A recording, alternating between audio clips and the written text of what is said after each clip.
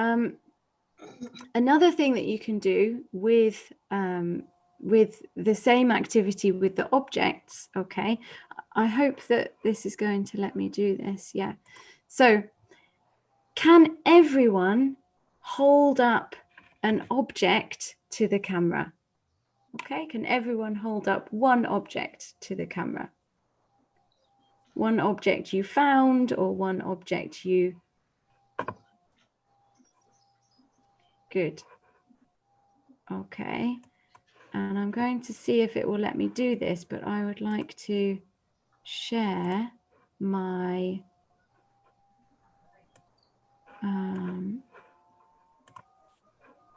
oh no, it's not going to let me do this. Oh yeah.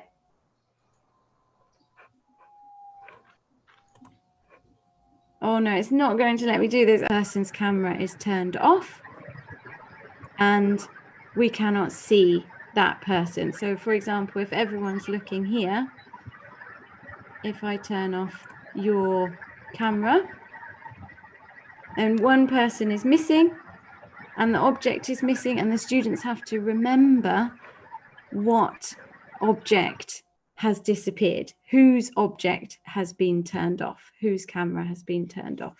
Okay. I can't show you at the moment because I'm not allowed to share the Zoom screen, unfortunately. Okay. Another activity that you can do with Realia, these, yeah, and we can brainstorm around the object. You can then use that to create a chant or a story. You could use it to create a dialogue around it. If it was with very young learners, perhaps you could just do it, brainstorm in order to do a picture around it, draw the doctor that is attached to the stethoscope, quite a difficult word for very young learners. And so you can use this Realia as a platform for more ideas throughout the lesson. Okay, another activity that we're going to do is labeling and remembering. Okay, so it's your turn again. For this, you will need, if you've got them, your sticky notes. If not, just a piece of paper will be fine. And you will need some coloured pens as well, or you can write the colours. Okay. So let's prepare first. First, you need 5 pieces of paper and 5 coloured pens. Okay. If you don't have sticky paper, normal paper is fine, but you need 5 of these. Okay.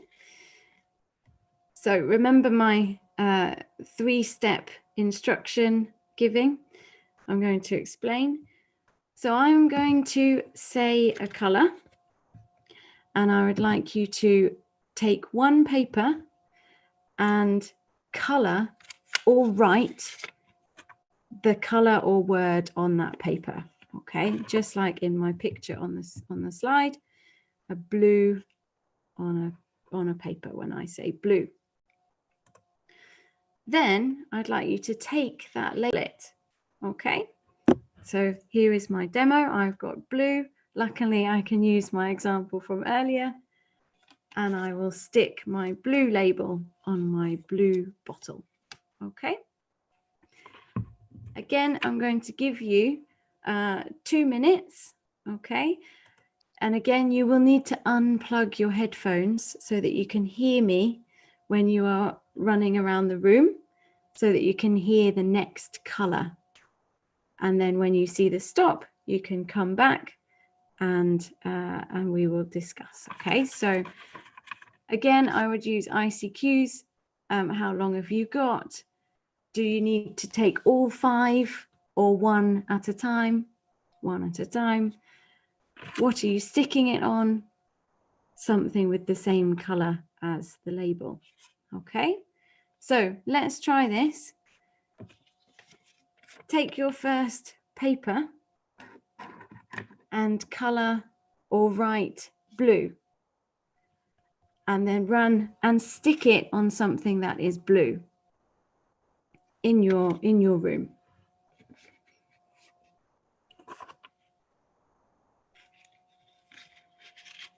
Okay, good. The next color is red. Red.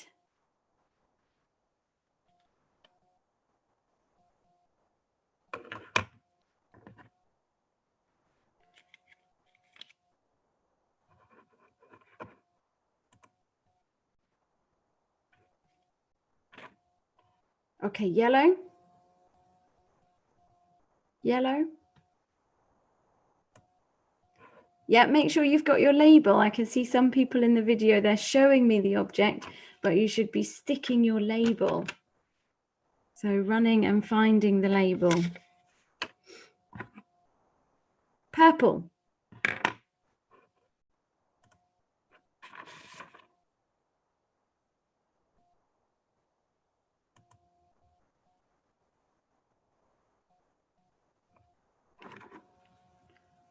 Orange.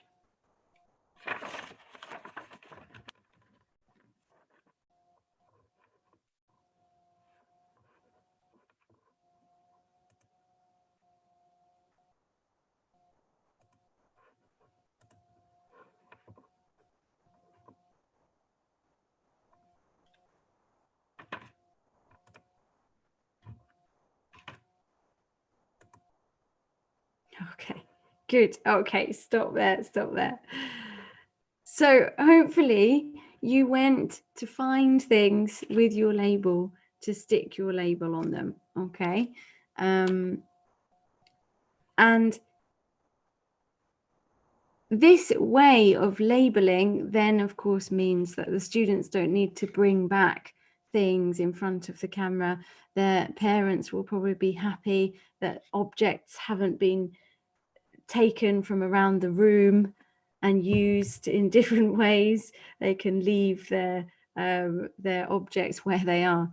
Parents will be much happier.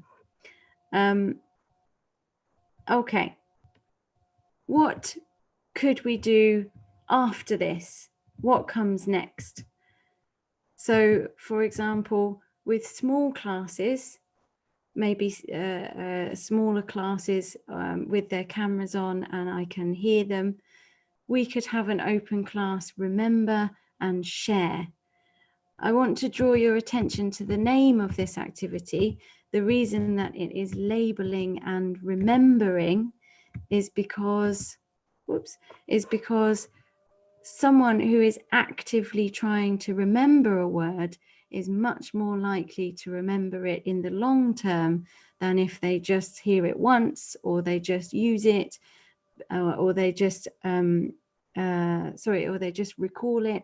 If they're actively trying to remember what object they stuck that blue label on, they have to think about it and they have to remember it rather than the object being there. They're much more likely to remember it in the future. For big classes, you might just do a remember and shout. They could remember the object they've put on the color on, and then they could shout out what the object was. And for older classes, you could then maybe go into breakout rooms and discuss the objects.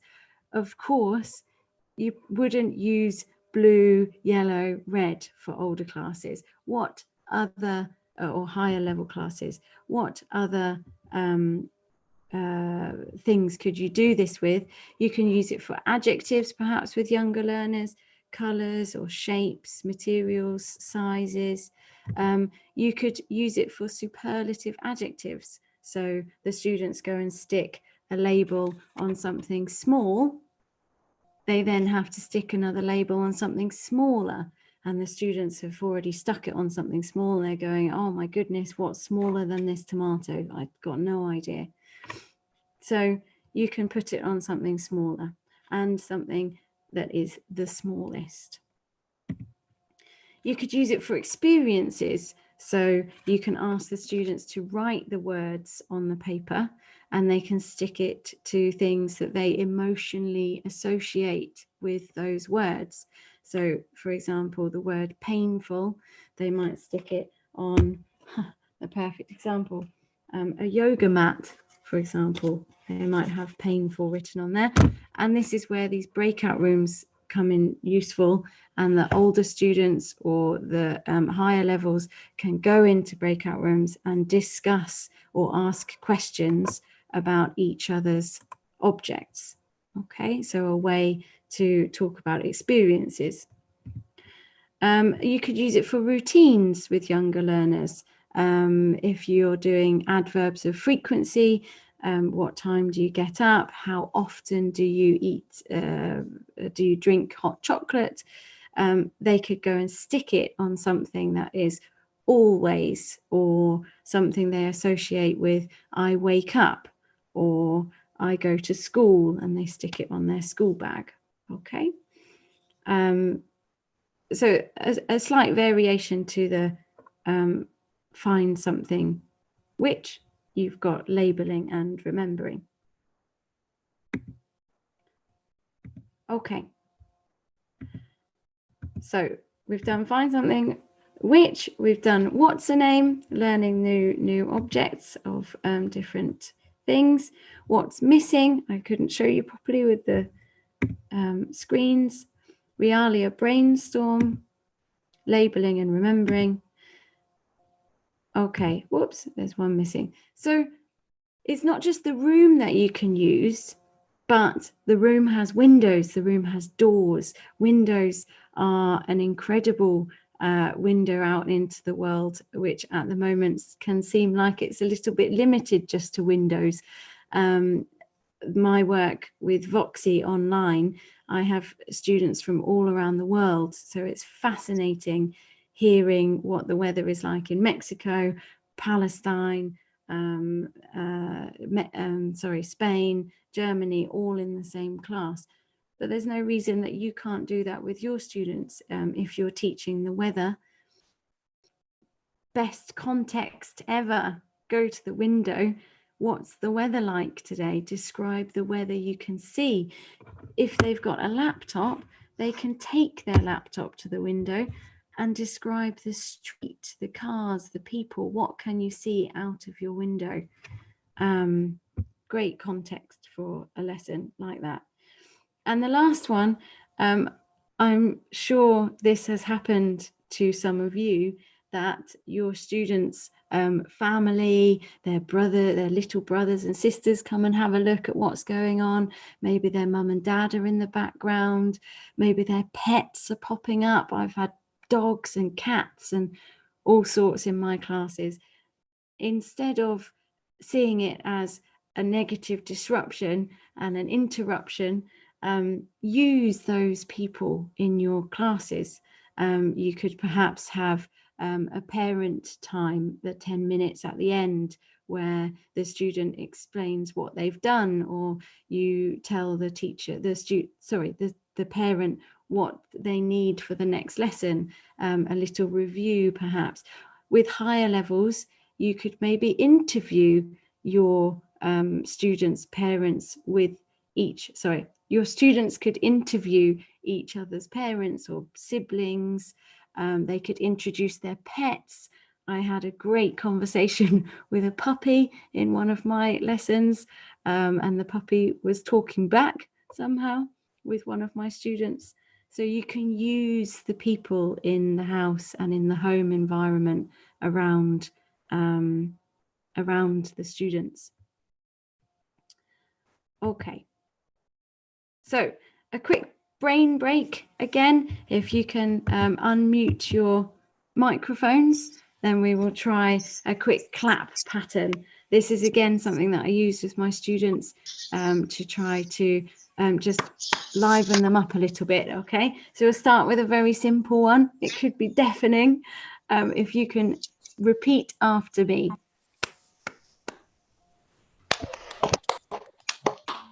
Oh, too easy. Okay.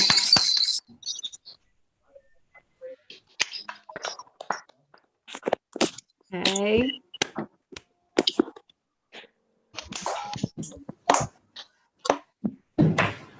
Good. Okay.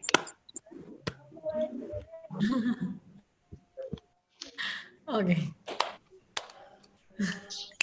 Yeah, good. Okay, excellent. So nice and easy, but look, you're all paying attention again. See, I was losing you, but now you're back on.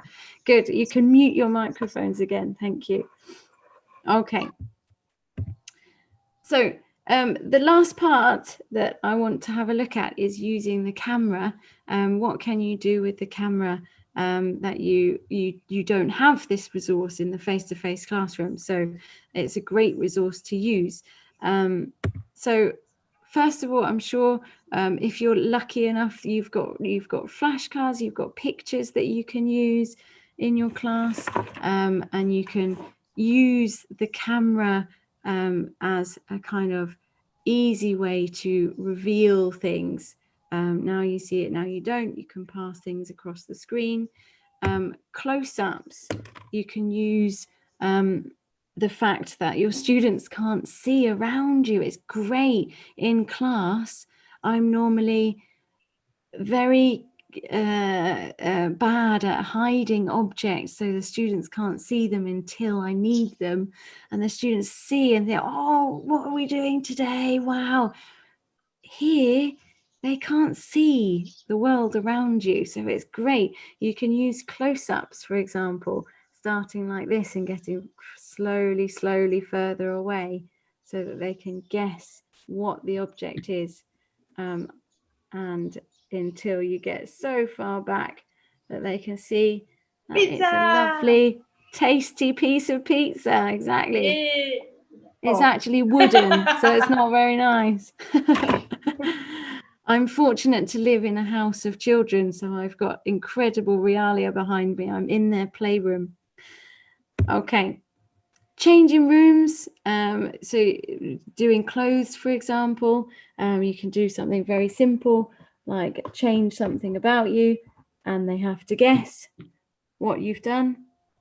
For example, you could make it a little bit more difficult and change something that they have to notice, maybe that something's missing, that you have taken something off rather than put something on. And you can use that. The students can do that too. Change one thing about their appearance, come back on screen, and the other students guess what have they done. Okay, spot the difference is very useful. I'm not sure if in Indonesia you do the Cambridge exams, like the starters, movers, flyers, but it's very useful for this exam structure where the students are asked to find differences into pictures. This is great practice for this. So I'm just going to turn off my video. I'm going to change something in the background of my room, and I'd like you to notice what it is. Okay.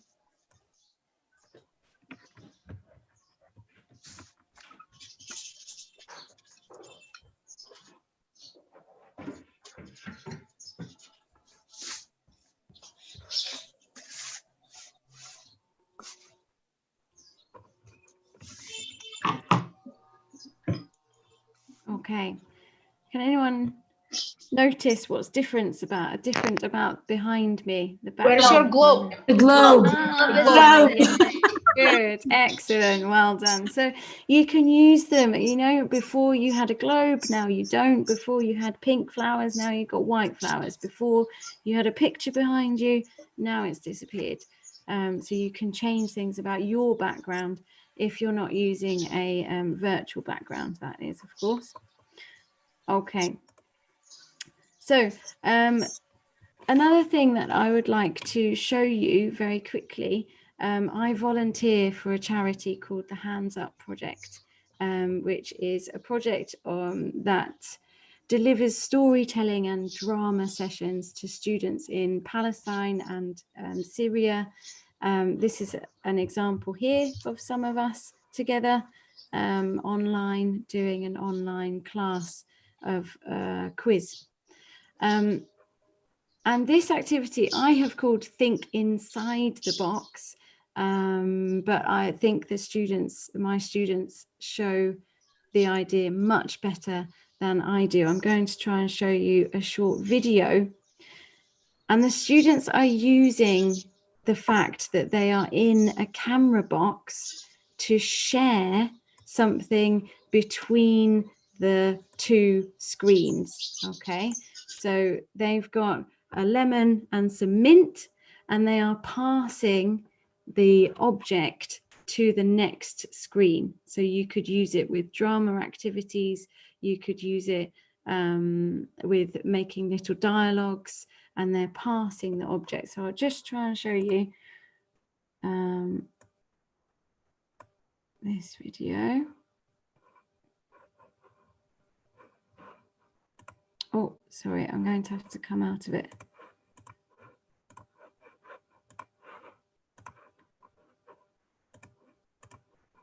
Okay.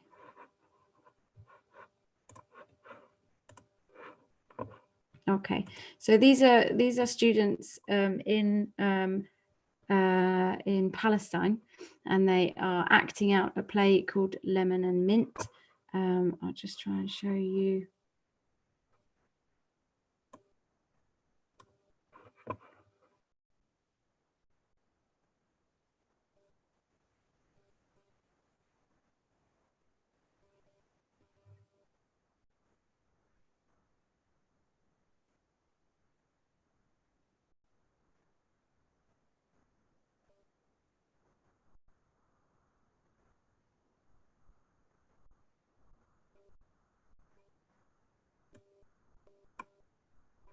Okay, so they pass the lemon and the mint through the screen as though they're really sharing it. So you could ask your students to pass things. It is very entertaining when it goes a bit wrong. Okay. Hands Up Project as well have on there, if you want ideas for drama activities, they have on their website, they've got a lot of scripts for plays. So this Lemon and Mint play is on there as a script that you can use. They've got on YouTube hundreds of videos of students acting out different plays. You can see some of the techniques that they use as well. I know there's another webinar with Baha about drama activities later on today or tomorrow, I think. Okay, so I'm aware of the time, and I know we've got to do question and answers as well. What I would like you to do is to give me a little bit of feedback about these activities, okay? So I have set up a quick review. There's 3 options. You can either go to menti.com and enter this code to complete this. I'd like to know how you feel about these activities. Will you use them in your class? You can scan this QR code here, or you could use the link below to access it via the computer. I will put this link. Oops.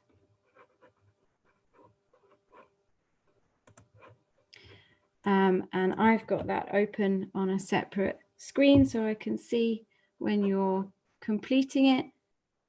And it's a scale, okay? How likely are you to use these activities with your students?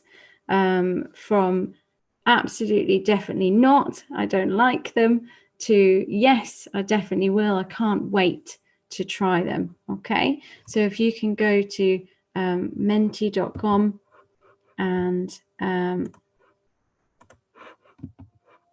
I will be able to share my screen with you and show you.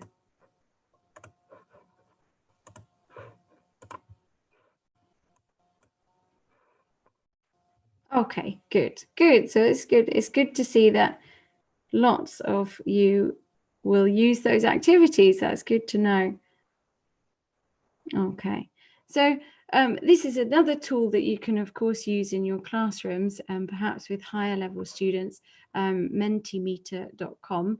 On that tool, you can create presentations, you can create questionnaires. You can create interactive quizzes like this, so people can, you can ask your students to participate in polls or in quizzes that show as graphs or scales like this. It's a very useful tool. Okay. If you have questions, please do put them in the chat box, and hopefully we'll be able to get to some of those in just a moment. Okay.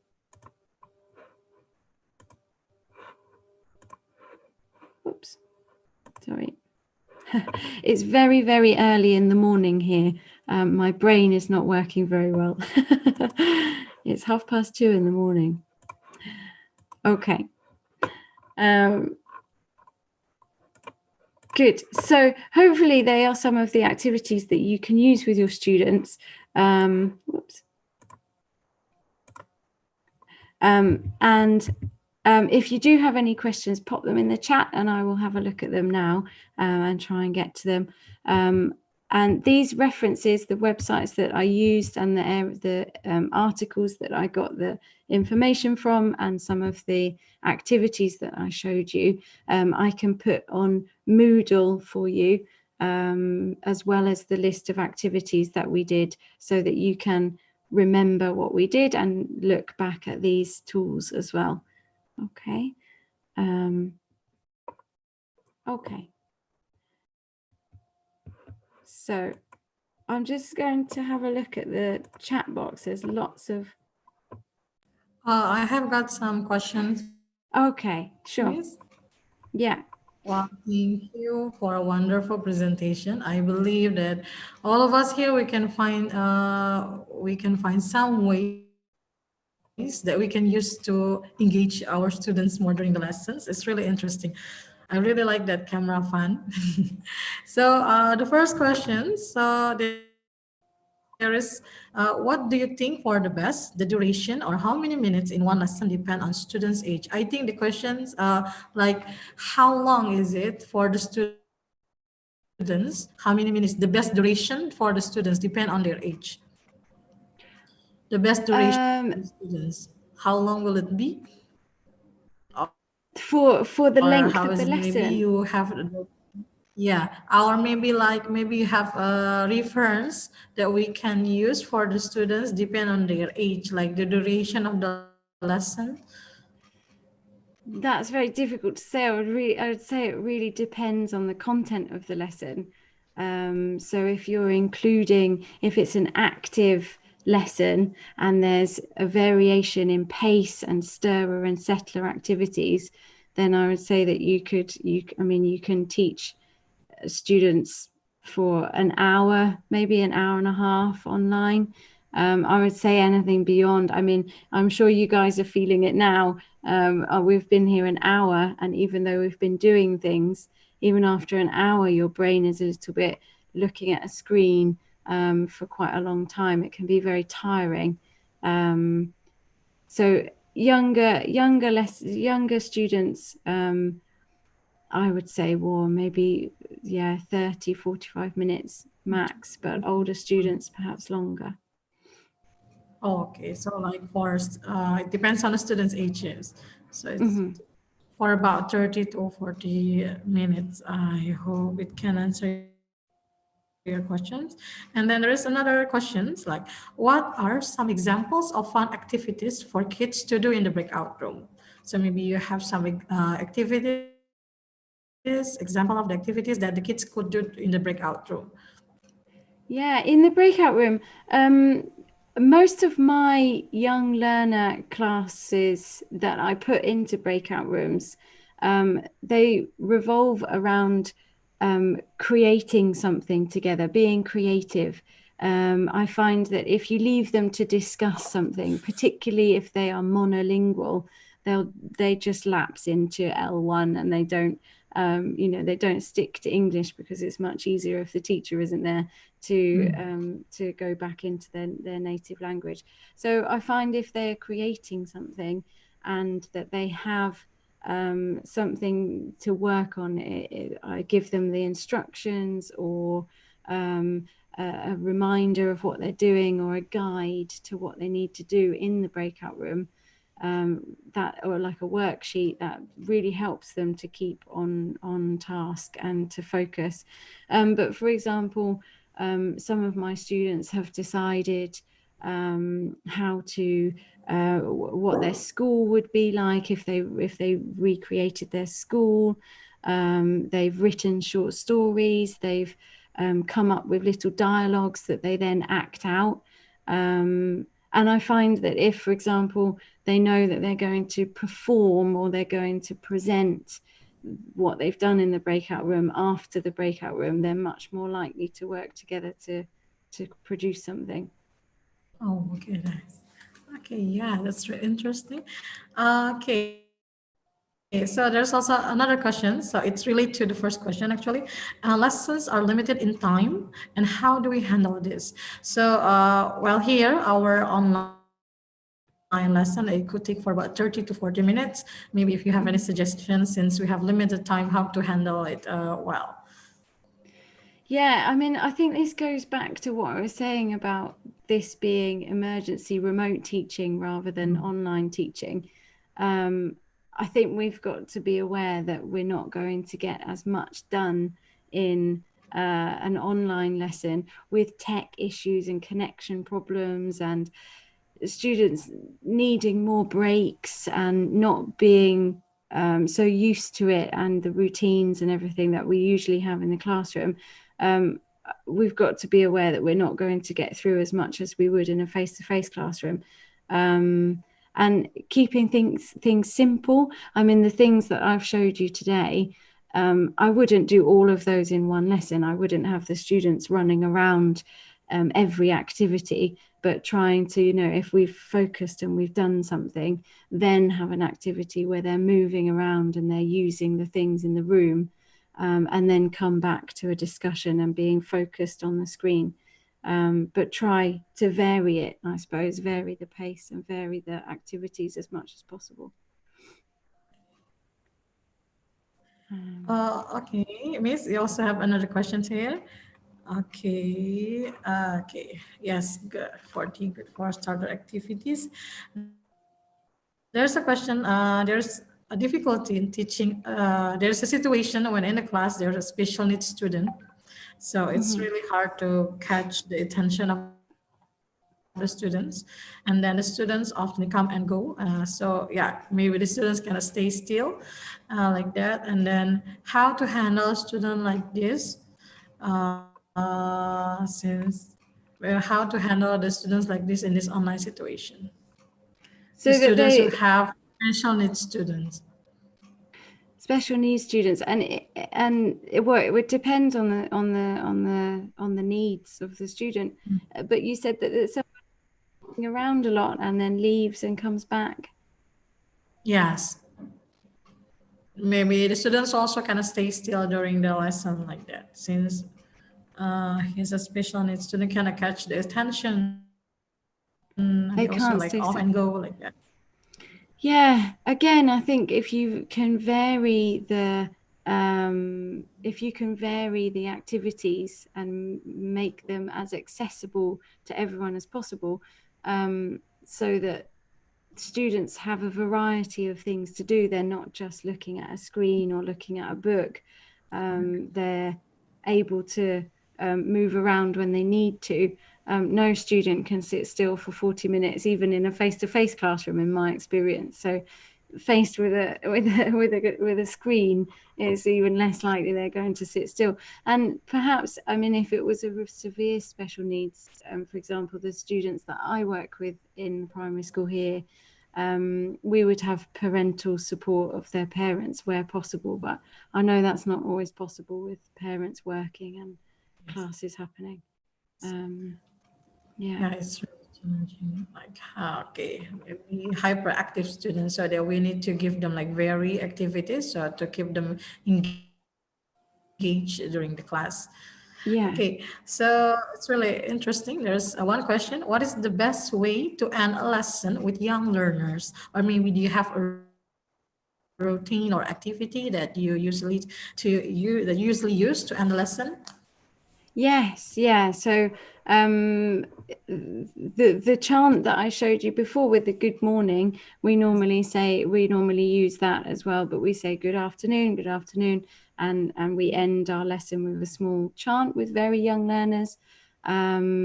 Then before that, we normally review what we've done and we check what we need to do for the next lesson, so that they're aware. And bringing in the parents at the end of the lesson, if you can as well, I find very useful to make sure that the students have understood, especially with very low level young learners, to be sure that they're going to be ready for the next lesson, that they've understood what they've done, and that the parents are involved as well. Perhaps getting the parents there if they can. I know lots of parents are working at the moment. But yeah, I follow the same routine that I would in the classroom, of a review, a goodbye song, points or rewards, and plan for next lesson and goodbye. Oh, okay. So it will take for about 5 minutes, maybe, Miss, before you end the lesson, or how long will it Yeah, take? yeah, probably about 5 minutes. Yeah. Oh, okay then. So, okay, Miss. There's also another interesting question for the young learner students for 3 years old. How do we get the attention from a 3-year-old kids in learning? So then how do we get the attention of 3 years old kid to learn? Yeah, it's very difficult. But it's possible. It's possible with props. I would say use what you have around you again. So with 3 to 5 year olds, obviously they can't read and write. You couldn't use instructions on the And screen yes. like I used, but you can still use colors. You can still use categorizing. So, for example, with food, if I was to introduce food items, I might start with a song on YouTube that we can sing along with, that we can watch together, and then perhaps I would go back to my Hungry Monster, and use my Hungry Monster to remember the food. So I'll tell them what my monster likes eating, and they can remember the food items. And then using the colors, if they know their colors, we could then categorize the food into colors, and using a PowerPoint, and where possible moving images on the screen, so it's not just a 2D thing that they're looking at, but using videos, using songs, and again building movement into your lesson. Okay, so to help them to remember the lesson easily. Okay, so it's really interesting. Like, you know that playing game, it will be so interesting for most of the students in the class, but there is also a case like when the students doesn't like to play game. And in this case, there's a question like there's one student who prefers to do her own activity and then doesn't want to join the activity. How to make the students, how to improve the students' interest so that the students would like to join the lesson? Because in this case, the students say that it's okay not to have a friend, maybe.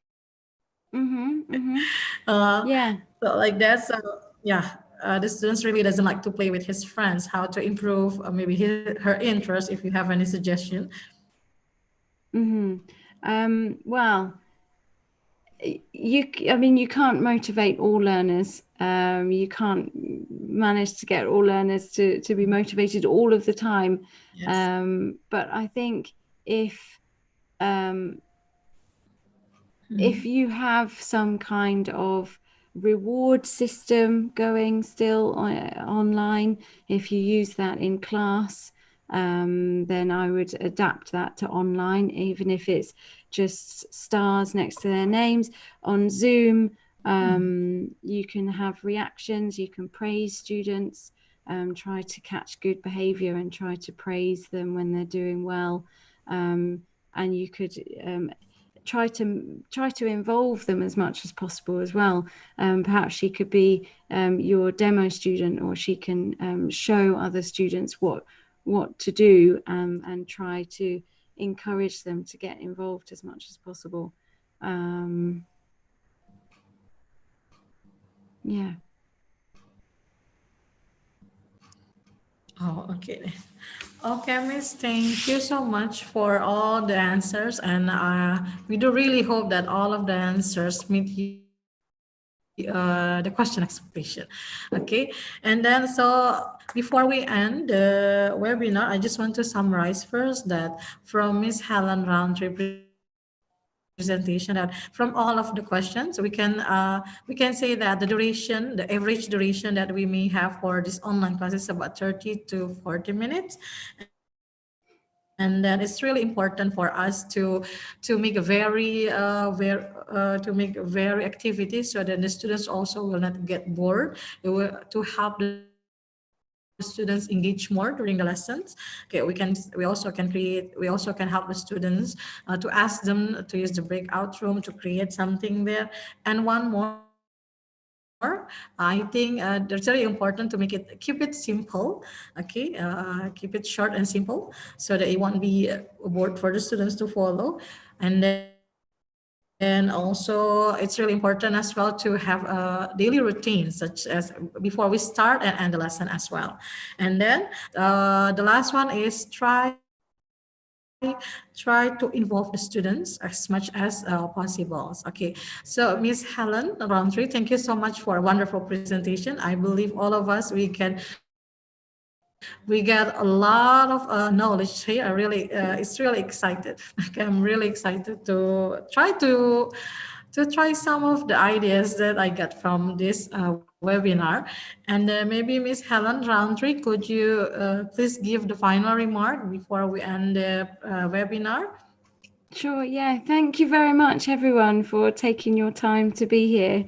And I want you all to know that I think, teachers around the world are doing a fantastic job, and that can be overlooked sometimes in the current situation. It's a difficult situation for everyone to be in, and it's not going unnoticed. I think all other teachers, and hopefully other people as well, are appreciative of everyone's efforts. So yeah, good luck with everything, and thank you very much for attending. Yes, okay. So I would like to remind you again that we are going to have a poll for your attendance. So maybe if you can see the poll for your attendance. Okay, thank you so much. Have you seen the poll on your screen? Yes. Yes. Yes, already, Miss. Yes. Yes. Yes. So yes, please fill out the form for the attendance. Yes.